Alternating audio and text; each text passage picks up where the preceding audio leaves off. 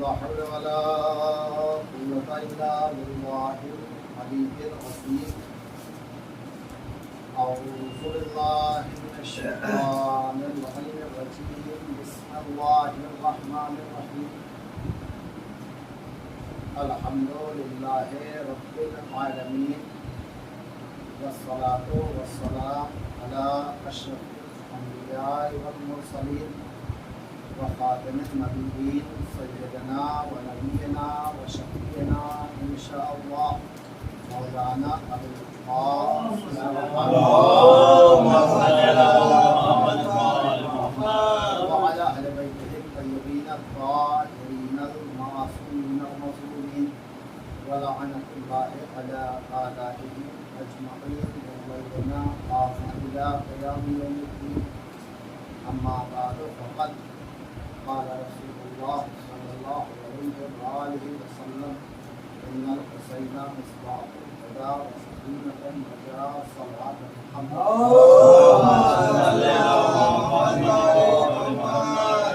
حسن اسلام میرے محترم معزز اور گراں قدر سامعین ذوی الاحترام، اس مجلس عزا کا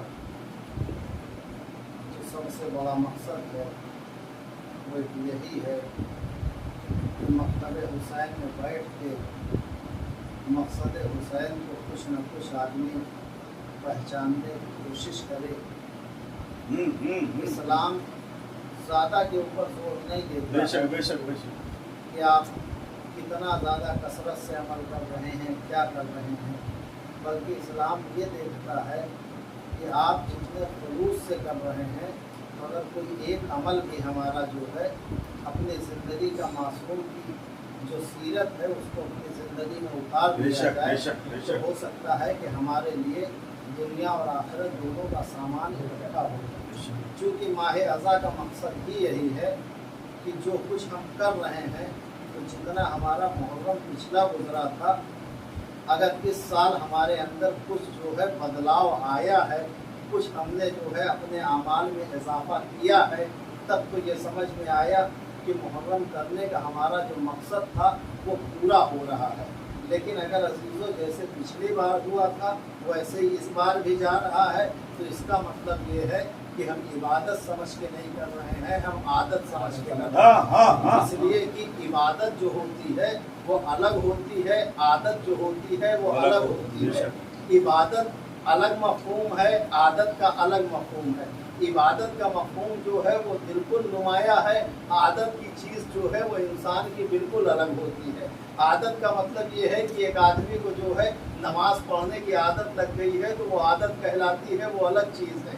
لیکن نماز کو عبادت سمجھ کے پڑھنا وہ الگ معیار ہے، عادت سمجھ کے پڑھنا وہ الگ معیار ہے. کیونکہ ہمارے یہاں سب سے بڑی مجبوری تو یہی ہے نا کہ اگر ہم جو ہے 5 وقت کے نمازی ہو گئے تو ہم نے اپنے آپ کو یہ سمجھ لیا کہ سب سے بڑے مولوی صاحب بس ہم ہی ہیں، لوگ ہم ہی کو جھک کے سلام کرتے ہوئے پھرے. جبکہ ہم یہ بھول جاتے ہیں کہ اگر 5 وقت کی نماز پڑھ رہے ہیں تو خدا کے اوپر احسان نہیں کر رہے ہیں، یہ تو ہمارے اوپر واجب تھا جو ہم بجا لا رہے ہیں. اگر ہم واجب کو بجا لانے کے بعد فخر محسوس کریں تو پھر یہ کوئی کمال کی معیار نہیں ہے، بلکہ کمال کا معیار تو وہ ہے کہ جو اللہ نے کہا ہے اس اعتبار سے ہم کریں. بھائی مقصد یہ ہے صرف اور صرف کہنے کا کہ جو بھی کچھ کیا جا رہا ہے، چاہے وہ ذکر ہو، عبادت ہو، روزہ ہو، نماز ہو، مجالس ہو، جو بھی چیز ہے اس کو جو کیا جائے تو خلوص کے ساتھ کیا جائے تو مقصد پورا ہوتا ہے. لیکن روایت سمجھ کے کیا جائے کہ ہمارے ابا جان کرتے تھے تو ہمیں بھی اس کو آگے نبھانا ہے،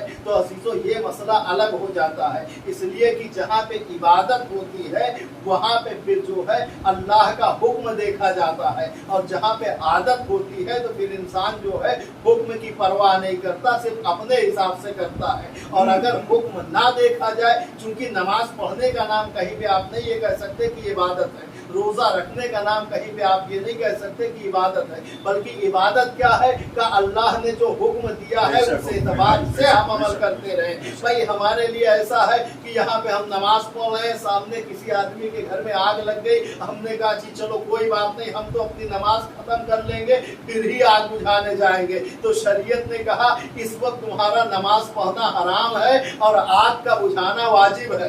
तवज्जो है या नहीं है? चूंकि इबादत जो होती है वो कंडीशन के एतबार से होती है कि अल्लाह क्या चाहता है, इस एतबार से करो। और अगर हमारे ही एतबार से होती हो तो फिर शैतान से बड़ा इबादत गुजार कोई नहीं था। उसने कौन सी जगह पे सजदा नहीं किया था, उसने कौन सी जगह पे रुकू कुनूत नहीं किया था, लेकिन क्या था कि उसने क्या कहा कि परवरदिगार, और जो जवाब उसने दिया था अगर शायद कि हम होते वहां पे तो शैतान को और नमाज के कुछ आगे बढ़ा देते। उसने कहा माबूद जो सर तेरे आगे झुक चुका है, अब उस सर की तौहीन है कि वो किसी गैर के सामने झुके। अल्लाह ने फौरन कहा कि जो तू चाहता है वो इबादत नहीं है, जो मेरा हुक्म है वो इबादत बनता है। और अजीजों मासूमीन ने भी यही कहा है कि अगर तुम्हें परखना है कि कौन कितना बड़ा मोमिन है तो मुसल्ले पे मत परखो, एक बार उससे मामला करके देख लो। अगर वो अपने मामलात का खरा निकल जाए, वादे का सच्चा निकल जाए तो समझ लेना मोमिन है। और अगर वादे का सच्चा नहीं है तो फिर इमाम हुसैन अलैहिस्सलाम का वो जुमला सादिक आता है कि जहां पे मौला ने कहा था ये इंसान अल्लाह का बंदा नहीं, ये दुनिया का बंदा बन चुका।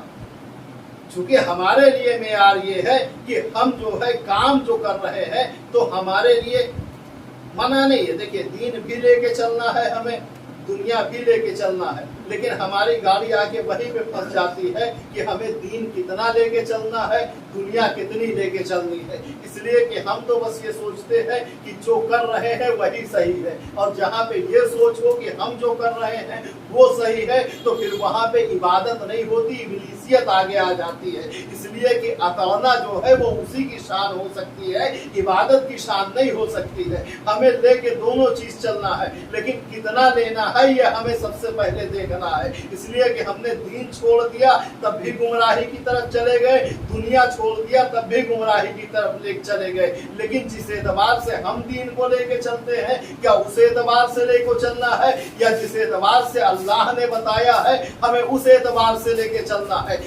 इमाम अली इब्न अबी तालिब अलैहिस्सलाम से पूछा गया मौला हमें दीन कितना लेना है और दुनिया कितना लेना है, तो इमाम ने एक हदीस इरशाद फरमाया देखो अगर तुम्हारी जान के ऊपर बनाए तो माल के जरिए से अपनी जान की हिफाजत करो। ये हो गई हमारे लिए दुनिया की, एक तरफ है जान, दूसरी तरफ है माल। और जान और माल का जब मुकाबला होगा तो जान को बचाया जाएगा, माल को कुर्बान किया जाएगा। लेकिन अगर हमने माल को कुर्बान न किया, जान बचाने की कोशिश न की, तो यकीनन अल्लाह की बारगाह में मुजरिम करार पाएंगे। और अल्लाह जो हमें सज़ा देगा वो तो देगा ही, अहले महल्ला पहले जीना हराम कर देंगे कि इतनी दौलत रखे रहे लेकिन मरते मर गए, इलाज न करवाया। तो जहाँ पे जान और माल का मुकाबला होगा, और शायद कि यही से रवायत निकली है कि घर से चलते वक्त सदका निकाल दिया करो, इसलिए कि ये तुम्हारी जो है वो मौत को भी टाल देगा। इसलिए कि जान और माल का जो मुकाबला होगा तो जान को बचाया जाएगा, माल को कुर्बान किया जाएगा। लेकिन इमाम ने आगे फरमाया अगर बात तुम्हारे ईमान के ऊपर आ जाए तो जान को कुर्बान करो और ईमान को बचा ले जाओ, ये तुम्हारा दीन है। एक सवाल लेकिन हमारा मेयार क्या है? क्या पहले हम दुनिया संवारते हुए नजर आते हैं, जब दुनिया संवर जाती है तो फिर सोचते हैं कि अब चलो थोड़ी सी आखिरत भी बना लिया जाए। लेकिन हम भूल जाते हैं कि जब हम आखिरत बनाने खड़े होते हैं तो वक्त हमारा गुजर चुका होता है। इसीलिए कहा गया है कि जमाने की इबादत का मेयार अलग है, बुजुर्गी की मेयार का अंदाज अलग है। इसलिए कि जब हम बुजुर्गी में जाके कर रहे हैं तो भाई अब हमारे पास कोई काम बचा नहीं है, जिम्मेदारियां है नहीं, तो चलो कुछ नहीं मिला तो अल्लाह अल्लाह ही कर लिया जाए। अजीजों ये मामला अपनी जगह हो गया। लेकिन एक नौजवान जहाँ पे पढ़ रहा है कि उसकी कहा 2 रकत नमाज का सवाब 70 रकत नमाज के बराबर है। ऐसा क्यों रखा गया? क्या इसलिए कि ये जो नौजवान 2 रकत पढ़ रहा है तो ये सबके हक अदा करने के बाद पढ़ रहा है। औलाद अपना हक मांग रही है, सौजा अपना हक मांग रही है, रिश्तेदार अपना हक मांग रहे हैं, सबका हक अदा करने के बाद अगर ये फिर भी याद रखता है कि हमें अल्लाह के आगे सर झुकाना है तो क्या ये सबसे अफजल ترین عبادت قرار پائے گی کہ جہاں پہ سب کا حق ادا کر کے پھر اللہ کے حق کا بھی خیال ہو. ایک صلوات پر محمد.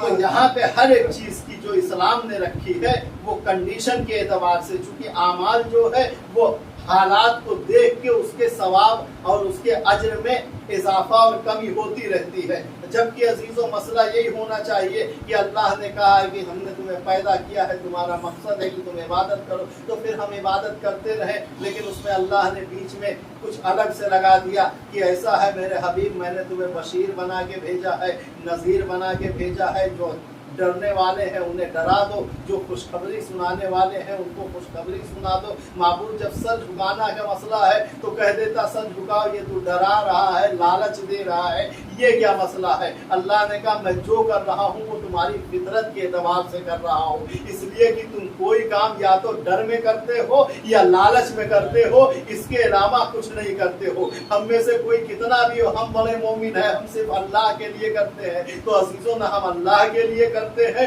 نہ کسی کے لیے نہ کرتے ہیں. میں ایک جملہ یہاں سے بیٹھ کے کہہ دوں، اگر ہمارا اپنا فائدہ نہ ہو تو ہم اپنے والد کی نہ سنیں، اللہ تو دور کی بات ہے. ایک صلوات پر محمد.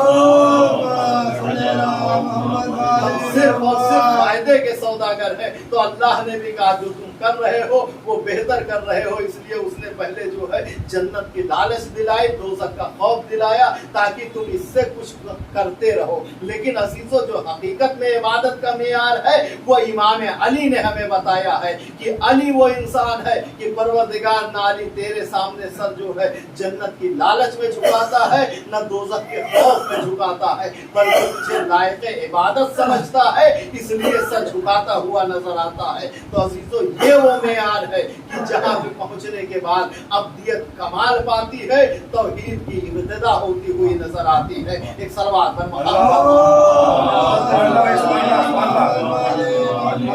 لیکن عزیزو اس فرش حسین پہ بیٹھ کے، اس ذکر حسین پہ بیٹھ کے، یہ مجلس حسین میں بیٹھ کے ہم وہاں تک تو نہیں پہنچ سکتے کہ مولا ہم جو ہے اللہ تیری عبادت نہ جنت کی لالچ میں کرتے ہیں. لیکن اتنا تو ضرور ہم اپنے آپ کو اگر مومن سمجھتے ہیں، علی کا ماننے والا سمجھتے ہیں، تو کم سے کم اتنا تو ہمارا دعویٰ مضبوط ہونا چاہیے کہ اے آل محمد، ہم آپ سے محبت نہ جنت جانے کے لیے کر رہے ہیں نہ دوزخ سے بچنے کے لیے کر رہے ہیں، بلکہ ہم نے پوری کائنات میں نگاہ دوڑائی تو آپ کے علاوہ ہمیں کوئی ایسا نظر نہ آیا کہ جس سے محبت کی جا سکتی تھی یا جس سے محبت ہم کرتے. لہٰذا ہم نے آپ کو لائق محبت پایا، اس لیے ہم آپ سے محبت کر رہے ہیں. اور اگر عزیزو ہمارا یہ معیار ہو جائے تو یقیناً کائنات چھوٹی ہو جائے گی، ہمارا معیار بڑا ہو جائے گا. بھائی ہم تو اچھے گھرانے بحمدللہ ایسی جگہ پیدا ہوئے ہیں کہ جہاں ماں باپ بھی شیعہ تھے، خاندان میں سب کے سب شیعہ تھے، کوئی مسئلہ نہیں تھا. ولایت علی چھٹیوں میں ہم نے کی ہے تو ہمارا معیار تو کہیں آگے ہے. لیکن عزیزو وہ لوگ کہ جن کے یہاں دور دور تک کوئی معیار نہیں تھا وہ دوسروں کے یہاں سے بن کے آئے، لیکن پھر آنے کے بعد اتنا قریب مقام حاصل کر لیا کہ کوئی سلمان بن گیا، کوئی جزر بن گیا، کوئی مقداد بن گیا. ہم منہ اٹھا کے یہ کہہ دیتے ہیں کہ کہاں وہ کہاں ہم. لیکن عزیزو اس معاملے میں دیکھا جائے تو ہم تو کہیں اس سے آگے ہیں، اس لیے کہ ہمیں وراثت میں ولایت علی ملی ہے، انہوں نے حاصل کیا ہے عزیزو. لیکن اس کا ہمیں جہاں فائدہ ہوا وہاں نقصان بھی ہوا. فائدہ یہ ہوا کہ ہمیں ٹھوکریں نہیں کھانی پڑی، مولا کا در ہمیں بیٹھے بٹھائے مل گئے. اور نقصان یہ ہوا کہ جو چیز ہمیں فری میں مل جاتی ہے اس کی ہمیں اہمیت نہیں رہتی، اس کی ہمیں قدر و منزلت نہیں رہتی. ہمیں پتہ ہی نہیں ہے کہ ولایت علی کس جوہر کا نام ہے، آل محمد کی محبت کس ہستی کا نام ہے، کس چیز کا نام ہے. اس لیے کہ اگر ہم نے کہیں سلمان و ابو ذر کی طرح ٹھوکریں کھا کے حاصل کی ہوتی پھر ہمیں پتہ ہوتا کہ ان کی ولایت کسے کہتے ہیں، ان کی عظمت کس چیز کا نام ہے. ایک صلوات پر محمد. یہ کہ عزیزو علی کے جو شیعہ ہونے کا ہمارے اوپر ٹائٹل لگا ہوا ہے، یہ وہ ذمہ داری ہماری اتنی بڑھا دیتا ہے کہ اس کے وزن کو اگر انسان سنبھالنے بیٹھے تو پھر اس کو سمجھ میں آئے کہ اس کی عظمت کیا ہے. اس لیے کہ عزیزو اگر آپ دیکھیں گے کسی سے کسی کی کتنی قربت کیوں نہ ہو، دوستانہ کیوں نہ ہو، عزیز داری کیوں نہ ہو، انسان زندگی میں دوستی اور قربت نبھاتا ہے، لیکن جب وقت آخر آتا ہے اور انسان جانے والا ہوتا ہے تو پھر دوستوں کو نہیں بلاتا، عزیزوں کو نہیں بلاتا۔ جو گھر میں سب سے قریبی ہوتے ہیں یا اولاد ہوتی ہے یا گھر والے اور ہوتے ہیں، ان کو بلا کے انسان وصیت کرتا ہے کہ میں جا رہا ہوں، ہمارے بعد تم ہمارے وارث ہو۔ لیکن عزیزو، حسین نے ہمارے اوپر کتنا بھروسہ کیا ہے، کبھی ہم اس چیز کا اندازہ بھی لگا سکتے ہیں کہ جب وقت رخصت آیا تو زہرا کا لال جب آیا ہے میرا مولا امام سجاد کے پاس، ایسا نہیں ہے کہ مدینے میں حسین کا کوئی موجود نہیں تھا، نانی ام سلمہ موجود تھی، ماں ام البنین موجود تھی، سگے بھائی محمد حنفیہ موجود تھے، لیکن جب حسین وصیت کر رہے ہیں تو گھر والوں کے نام نہیں کر رہے ہیں، بلکہ ایک جملہ فرما رہے ہیں، اے میرے لال سجاد، جب قید شام سے چھوٹ کے جانا تو میرے شیعوں کو میرا سلام کہہ دینا۔ عزیزو، یہ صرف ذکر حسین، یہ مجلس حسین صرف جو ہے ذکر حسین نہیں ہے، بلکہ اس کربلا کے پیاسے مسافر کے سلام کا جواب ہے کہ مولا ہم وہاں پہ موجود نہیں تھے، لیکن آج ہم گواہی دیتے ہیں کہ اگر ہم کربلا میں ہوتے تو فیا لیتنی کنت معکم فافوز معکم جزاکم ربکم خیر الجزا۔ اور حسین نے صرف یہی وصیت نہیں کی بلکہ پورا مرثیہ پڑھ دیا، جب کہہ دینا کہ میری پیاس کو یاد کر دے، اس لیے کہ میں وہ قتیل جور و جفا ہوں جسے رلا رلا کے شہید کیا گیا ہے۔ حسین صبح عاشور سے روز عاشور تک کتنا آنسو بہا رہے ہیں کہ پیاسے کو قضا سانس بھی لینے نہیں دیتی، ایک لاش ابھی لایا ہے، ایک لینے چلا ہے۔ اجرکم علی الزہرا، خدائی نوازوں پہ رحمت نازل فرمائے۔ اے میرے لال سجاد، میرے شیعوں سے کہنا کہ میں وہ قتیل جور و جفا ہوں جسے رلا رلا کے شہید کیا گیا، اور صرف شہید نہیں کیا گیا بلکہ بعد القتل سحقونی، مجھے گھوڑوں کی ٹاپوں سے سحق کر دیا گیا، پامال کر دیا گیا۔ اب مقتل کے جملے سنو گے ازادارو، بس گفتگو تمام کر دے رہا ہوں۔ حمید ابن مسلم نے لکھا، زہرا کے لال کا جنازہ ایسے پامال ہوا تھا کہ جس میں اطہر 9 حصوں میں بٹ چکا تھا۔ لیکن عزادارو، حمید ابن مسلم کوئی ہمارا راوی نہیں ہے، بلکہ وہ کربلا کی جنگ لکھنے کے لیے یزید کی طرف سے آیا تھا۔ جنازہ پامال کیسے ہوا تھا یہ تو 11 محرم کو راز کھلا، جب سگی بہن جنازے پہ پہنچی تو دیکھ کے ایک جملہ فرمایا، آنتے اخی، کیا تو ہی میرا بھائی حسین ہے؟ یہ کہہ کے زینب نے مدینے کا رخ کیا، یا جدہ علیکہ صلی و ملائکہ، اے نانا جان، آپ کی نماز جنازہ پڑھانے تو ملائکہ سماوات آئے تھے، یہ آپ کا بیٹا حسین ہے جو پہچانا نہیں جاتا ہے۔ انا للہ و انا الیہ راجعون، رضا لقضائہ و تسلیما لامرہ۔ اللهم خص انت ولا ظالم بالظان مني وكذب ولد ثم الثاني والثالث والرابع اللهم لن يزيد ابن معاوية خامسا ولن عبيد الله ابن زياد وابن مرجانة وعمر بن سعد وشمرا وآل أبي سفيان وآل زياد وآل مروان ولعن الله قاضي شريح إلى